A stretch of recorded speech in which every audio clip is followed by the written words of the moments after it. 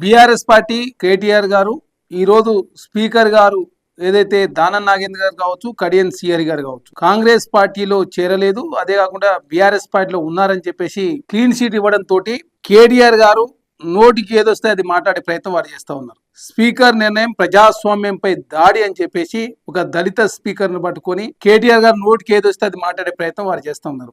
వారి వ్యాఖ్యలను తీవ్రంగా ఖండిస్తూ బీఆర్ఎస్ పార్టీ 2014 నుంచి 2023 వరకు 58 మంది ఇతర పార్టీల నుంచి చేర్చుకున్నారు.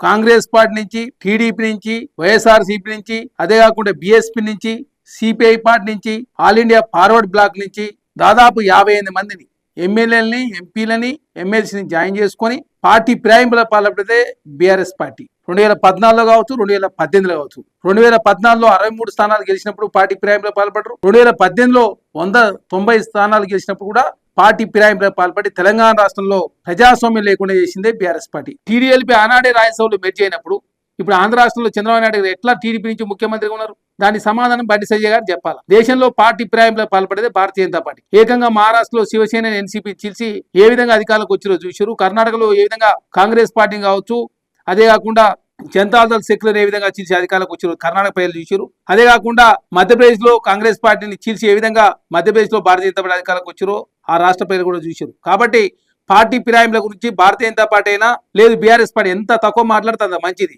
ఈ దేశంలో పార్టీ ఫిరాయింపులు అత్యధికంగా పాల్పడేదే భారతీయ జనతా పార్టీ, తెలంగాణ రాష్ట్రంలో బీఆర్ఎస్ పార్టీ.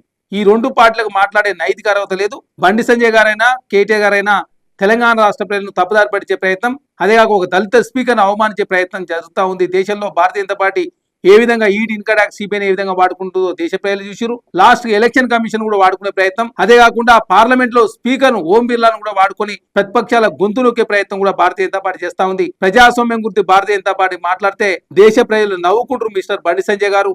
అదే కాకుండా కేటీఆర్ గారు దళిత స్పీకర్ అవమానించడాన్ని కాంగ్రెస్ పార్టీగా మేము తీవ్రంగా ఖండిస్తాం.